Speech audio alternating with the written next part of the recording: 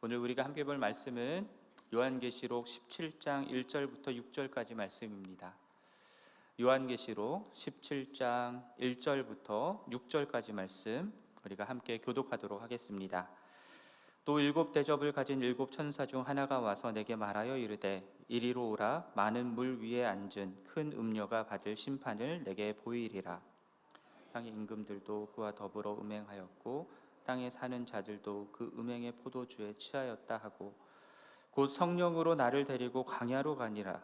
내가 보니 여자가 붉은빛 짐승을 탔는데 그 짐승의 몸에 하나님을 모독하는 이름들이 가득하고 일곱 머리와 열 뿔이 있으며 자줏빛과 붉은빛 옷을 입고 금과 보석과 진주로 꾸미고 손에 금잔을 가졌는데 가증한 물건과 그의 음행에 더러운 것들이 가득하더라.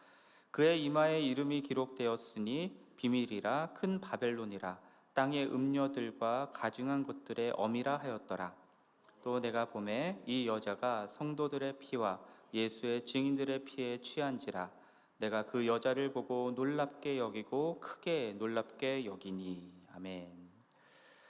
16장 말씀에서 출애굽기의 10가지 재앙들을 연상케 하는 일곱 대접의 심판에 대한 말씀들이 있었습니다. 그리고 16장 17절 말씀을 보면은 성전에서 큰 음성이 보좌로부터 나오는데 되었다, 다 이루었다 라고 하는 의미로 이런 음성이 들렸습니다.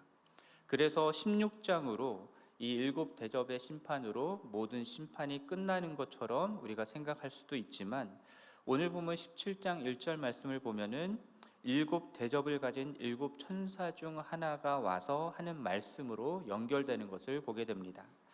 이것은 17장에 나오는 이 큰 음녀가 받을 심판의 내용이 일곱 대접의 심판의 연장선에 있다라는 것을 우리로 보여주는 것일 수 있습니다. 여기서 1절에 나오는 받을 큰 음녀는 과연 누구일까요? 그리고 5절에서 말하는 것처럼 큰 바벨론, 땅의 음녀들과 가증한 것들의 어미라고 우리가 이해할 수 있습니다. 그리고 내일 본문이긴 하지만 17장 18절 말씀을 보면은 큰 음녀가 큰 바벨론이다, 땅의 왕들을 다스리는 큰 성이다 라고 말씀합니다. 이것은 구약에서 유다를 멸망시켰던 바벨론을 말하는 것일까요? 그것만은 아니고요. 그것에 빗대어서 하나님을 떠나 스스로 하나님이 되어 다스리고자 하였던 세상의 권세 또는 제국을 뜻하는 것이라 할 수 있습니다. 인간이 하나님의 말씀에 불순종하여서 선악을 알게 하는 나무의 열매를 따먹은 그 동기가 무엇인지 우리가 잘 알죠. 하나님과 같이 되고자 하는 그 마음을 사탄이 유혹했던 것입니다. 그것을 다른 말로 하면 교만이라고 할 수도 있습니다. 이렇게 교만한 인간은, 범죄한 인간은 하나님의 다스림을 받기보다는 자기가 스스로 통치하는 나라를 세우기를 원합니다. 그것이 명확하게 나타났던 사건이 무엇이냐면 창세기 11장에 나오는 바벨탑 사건입니다. 성읍과 탑을 건설하여서 그 탑 꼭대기를 하늘까지 닿게 하고자 하면서 자기 이름을 내고자 했던 그 마음의 동기가 결국은 스스로 자신이 다스리는 자기의 나라를 만들고자 하는 교만에 있었던 것입니다. 마찬가지로 범죄한 인류는요, 하나님이 아닌 자신만의 제국, 자신만의 나라를 만들어서 하나님을 대적하는 역사를 지금까지 써내려 오고 있습니다. 그러한 제국을 상징하는 것이 바벨론이고요. 그리고 이 당시로 치면 예수 그리스도가 아니라 황제를 주로 고백하며 숭배하였던 로마 제국이다라고 할 수 있습니다. 그러나 로마 제국만이 아니라 특정한 나라, 특정한 제국만을 말하는 것이 아니라 하나님의 다스림을 거부하고 하나님을 대적하는, 스스로 다스리고자 하는 그러한 세상의 권세, 문명, 제국, 이 모든 것들을 통칭하는 것이 이 음녀 또는 바벨론이다라고 할 수 있습니다. 그리고 이 큰 음녀가 많은 물 위에 앉아 있다라고 1절에서 말씀하고 있는데요, 내일 보면 17장 15절 말씀에 이 뜻이 나와 있습니다. 음녀가 앉아 있는 물은 백성과 무리와 열국과 방언들이다라고 말씀합니다. 그만큼 많은 백성들, 무리들, 그리고 열국과 방언들을 이 한 제국이 복속시키고 다스리고 있다라는 거죠. 그만큼 큰 제국이다라는 것을 뜻하는 것입니다.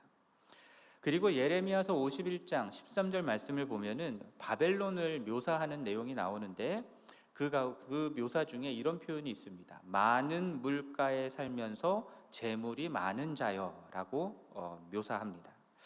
발달한 문명들, 제국들은 거기에 무엇이 있습니까? 큰 강이 있었죠. 그래서 그 큰 강들을 따라서 큰 제국을 이룰 수 있었고 부를 누릴 수 있었던 것입니다. 그러나 스스로의 권세를 갖고 부를 쌓으면 쌓을수록 어떻게 됩니까? 자신의 권세와 부를 더욱더 의지하면서 그것들을 더욱더 추구하면서 하나님으로부터는 멀어지는 것이죠.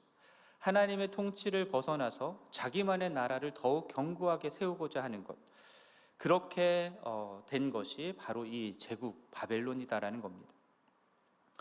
그리고 그 권세 아래 복속된 땅의 왕들이 있고요, 그 땅에 사는 사람들도 있습니다. 그러한 사람들에 대해서, 그 땅의 왕들에 대해서도 하나님께서 음행이다라고 정죄를 하시면서 심판할 것을 오늘 본문 속에서 말씀하고 있는 겁니다. 결국 그들도 세상 권세, 문명이라고 하는, 제국이라고 하는 큰 음녀의 유혹에 취하여서 하나님의 통치가 아닌 이 세상의 통치를 받는 그러한 사람들이 되었기 때문인 것입니다. 그리고 오늘 본문 3절 말씀을 보면은 성령이 요한을 데리고 광야로 가게 되죠. 광야에서 요한이 그 음녀를 보게 됩니다. 광야는 요한계시록 12장에서는요, 교회로 상징되는 여자를 양육하기 위해 하나님께서 예비하신 곳으로 표현되고요, 그리고 뱀의 얼굴을 피할 수 있었던 보호받는 장소로 광야를 쓰셨던 것을 우리가 알게 됩니다. 그러나 오늘 본문 17장에 나오는 이 광야는요, 의미가 다릅니다.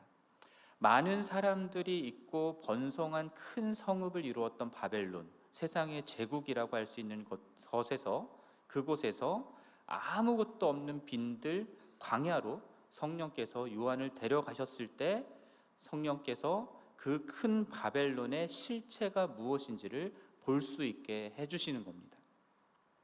광야에서 본 이 여자에 대해서 요한이 묘사하는 내용들이 나오는데요, 그 여자가 무엇을 타고 있습니까?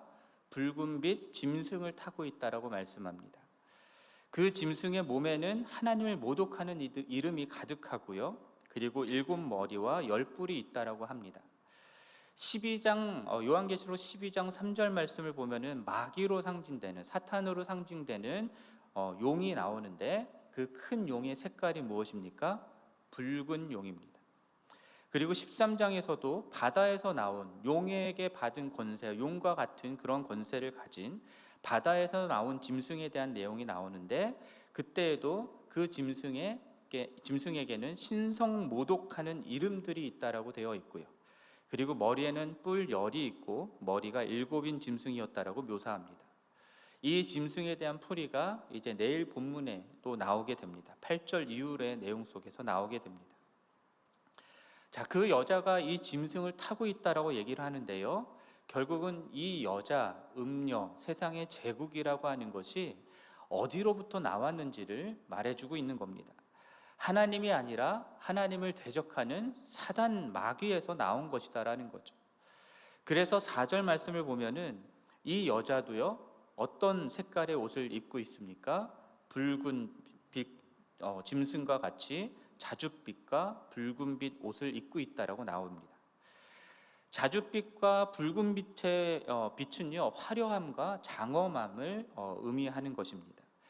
이러한 색깔을 내는 염료는요, 너무 비싸서 보통 사람들은 살 수가 없었습니다. 그러니까 그런 색깔의 옷 자체를 입을 수가 없었겠죠. 그래서 주로 어떤 사람들이 그러한 색깔의 옷을 입었냐면 왕실에 있는 사람들이 입었던 겁니다.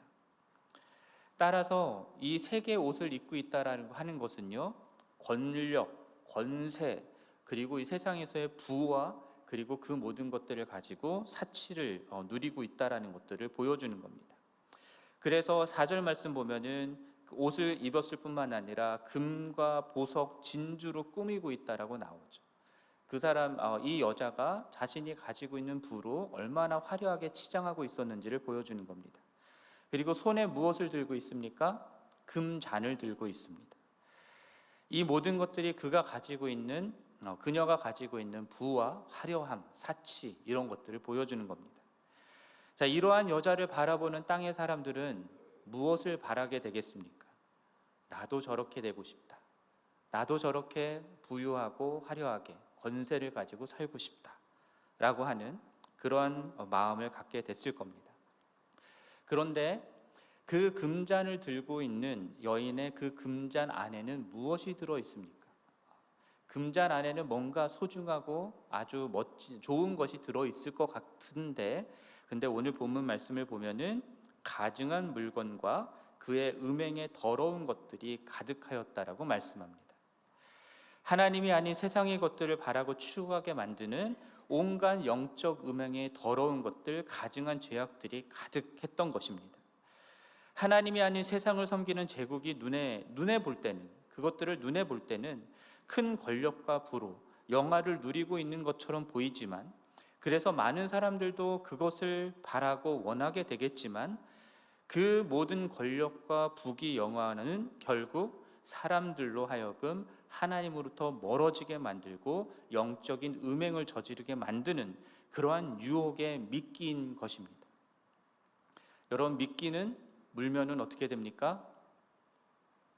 잡혀 죽는 겁니다. 절대 물어서는 안 되는 것이죠. 5절 말씀에서 보면은 그 여자의 이마에 이름이 기록되어 있다라고 말하는데요.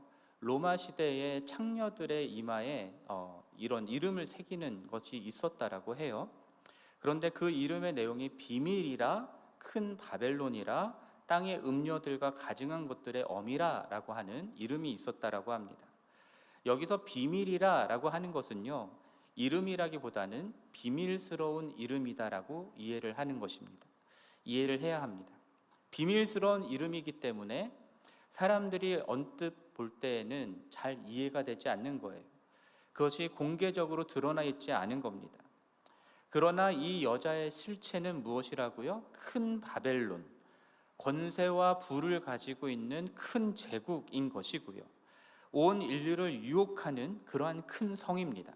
하지만 하나님을 대적하는 하나님의 심판을 받을 대상이다라는 것이죠. 그녀는 땅의 음녀들과 가증한 것들의 어미다라고 불립니다. 매춘부의 어머니다라는 것이죠. 다른 사람들까지도, 그를 바라보는 사람들까지도 음행을 저지르게 만드는 존재라는 것입니다. 그리고 이 음녀는 성도들의 피와 예수의 증인들의 피에 취해 있다라고 말씀하는데요. 그리스도인들을 박해하여서 순교의 피를 많이 흘리게 한 그러한 존재라는 것을 말하고 있는 겁니다. 당시의 로마 시대 가운데에 핍박이 있었고 많은 순교자들이 나왔던 것을 표현하고 있는 것입니다. 성도들의 피, 그리고 예수의 증인들이라는 표현이 같이 나오는 것은요, 증인이라고 하는 단어의 의미 속에 순교자의 의미가 들어있기 때문입니다. 그 여자가 성도들과 증인들의 피에 취했다라고 하는 이 표현은요, 취해 있다라고 하는 것은 여러분 술 취한 사람들이 술 먹는 사람들, 마시는 사람들이 포도주를 즐기는 것처럼 교회를 박해하는 것을 이들이 즐겼다라고 하는 의미도 포함되어 있을 수 있습니다. 그리고 이것은 과거에 한 번 박해하고 그들의 피를 흘렸다라고 하는 것만이 아니라 지금 지속적으로 계속해서 이러한 일들이 일어나고 있음을 표현하고 있는 것입니다. 자, 이 여자의 실체를 보았습니다. 그때 요한의 반응이 무엇입니까? 크게 놀랐다라고 말씀하죠. 놀랍게 여기고 크게 놀랍게 여겼다라고 2번 강조해서 말하고 있습니다. 여러분, 왜 놀랐겠습니까? 먼저는 1절에서는 분명 심판을 보여주겠다라고 말씀하셨는데, 그런데 자신의 눈에 볼 때에는 너무나 화려하게, 너무나 부와 명예와 권력과 이 모든 것들을 누리고 있는 음녀라고 하는 존재를 보았기 때문입니다.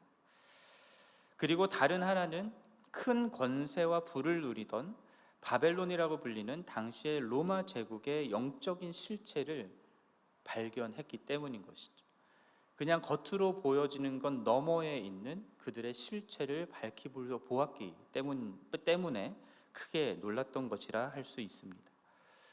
여러분, 오늘 말씀을 보시면서 어떠한 생각이 드시는지 모르겠지만 저는 오늘 본문 말씀 속에서 떠오르는 신약 성경의 한 대목이 있었습니다. 성령의 이끄심을 따라서 광야로 가서 사탄의 시험을 받으셨던 예수님의 그 장면이 떠올랐습니다. 여러분, 사탄이 어떤 시험을 했습니까? 예수님이 돌을 떡으로 만드는 그것으로 예수님 자신이 하나님의 아들이심을 증명하라고 하는 그러한 유혹을 했었습니다. 오늘날 이 세상 나라, 거대한 제국이 우리 그리스도인들을 어떻게 유혹하고 있습니까? 이 세상에서 잘 살기 위해서는, 살아남기 위해서는 어떻게 살아야 됩니까? 하나님의 말씀대로가 아니라 현실적이 되어야 된다라고 유혹합니다. 말씀은 2000년 전에 쓰여진 이 말씀은 우리 21세기를 살아가는 우리들에게 맞지 않는다라는 거죠. 그러니까 오늘날 우리가 살아가는 삶 속에 있어서 나를 배불리게 할 수 있는 더 나은 삶을 위해서 세상에서 현실적인 삶을 살아가라고, 말씀이 아니라 현실적인 그런 방법들을 따라 살아가는 삶을 살라고 우리들을 유혹합니다. 그래서 많은 사람들이 말씀보다는 무엇을 봅니까? 어떤 소리를 듣습니까? 세상에서 성공할 수 있는, 세상에서 잘 살 수 있는 여러 가지 방법들, 이러한 것들에 더 많은 귀를 기울이는 모습들이 있습니다. 사탄은 예수님을 성전 꼭대기에서 뛰어내려도 죽지 않는 것으로 자신이 하나님의 아들이심을 증명하라고 했습니다. 모든 사람들이 우러러 볼 수 있는 무언가를 보여주는 한방 있는 성공이라고 할 수 있겠죠. 그 성공을 하라고 유혹을 하는 겁니다. 성공 신화를 쓴 사람들이 있죠. 그 사람들을 이야기를 들으면서 사람들은 나도 저 사람과 같이 되어야지라는 생각을 하게 됩니다. 교회도 마찬가지죠. 성공적으로 교회를 이룬 목사님들, 대형 교회를 이룬 그런 예들을 모델로 삼고 그것을 추구하는 모습들이 교회 안에도 있습니다. 그러한 유혹들이 오늘날 우리들에게 주어지는 것이죠. 사탄은 세상 모든 나라와 영광을 보여주면서 자신에게 무릎 꿇고 경배하면 그 모든 것들을 주겠다라고 유혹했습니다. 이 세상에서 어떻게든 부와 영광을 얻기 위해서 오늘날 많은 사람들이 열심히 살아갑니다. 그것들을 얻어서 하나님께 영광을 돌리겠다라고 얘기하곤 합니다. 그러면서 보여주는 삶의 모습 속에는 무엇이 어떻게 됩니까? 그런 것들을 얻고자 너무 바빠서 하나님을 양보해버립니다. 하나님께 예배드리는 거, 하나님께 나아가서 묵상하고 기도하는 시간 갖는 거, 이런 것들을 양보하고 그냥 내가 열심히 일을 이루고서 부와 영광과 세상의 것들을 얻고자 하는 그것에 더욱 열심을 내는 것이죠. 여러분, 이 모든 것들이 2000년 전에 요한이 보았던 음료의 유혹이다라고 생각합니다. 2000년 후 21세기를 살아가는 우리들이 당하고 있는 유혹이기도 하고요. 여러분, 영적인 눈이 열려서 이 세상 제국의 실체가 무엇인지를 보실 수 있어야 됩니다. 어제 주일 예배 설교 때에도 담임 목사님께서 말씀하셨는데 우리들의 눈이 열려서 보이는 건 너머에 있는 보이지 않는 것들을 보실 수 있어야 됩니다. 영적인 눈이 뜨여서 세상 제국이, 이 세상 나라들이 추구하고 있는 것들 속에 담겨있는 온갖 하나님을 대적하는 것들, 가증한 것들, 음행들을 볼 수 있어야 됩니다. 그리고 그러한 것들로 우리를 유혹하고 있는 그 내 마음 속에도 그러한 유혹들을 따라가고 싶어 하는 그러한 죄된 속성이 있다라는 것도 발견할 수 있어야 되는 것이죠. 예수님은 이 모든 사탄의 유혹을 거부하셨습니다. 물리치셨습니다. 그렇다면 우리도 이 세상의 음녀가 던져주는 이 유혹의 미끼들을 당연히 거부해야 하지 않겠습니까?